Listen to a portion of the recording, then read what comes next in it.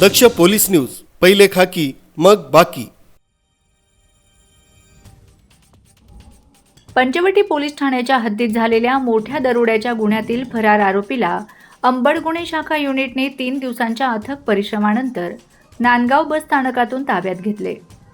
पोलिसांनी दिलेल्या माहितीनुसार 21 डिसेंबर रोजी पिंपळगाव बसवंत येथील प्रवीणभाई माणिकलाल दवे हे व्यापाऱ्यांना पैसे देण्यासाठी 5 लाख रुपये रोख घेऊन बाहेर पडले होते।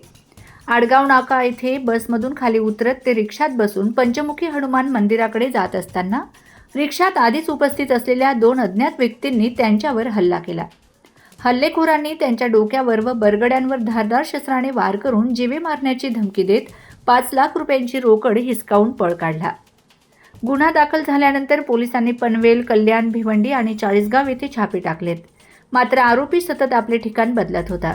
अखेर तांत्रिक तपासाच्या आधारे येवला व नांदगाव येथे सापळा रचून मुख्य आरोपी पवन नाना नेमणार याला नांदगाव बस स्थानकावरून अटक करण्यात आली। पुढील तपासासाठी आरोपीला पंचवटी पोलिसांच्या ताब्यात देण्यात आले।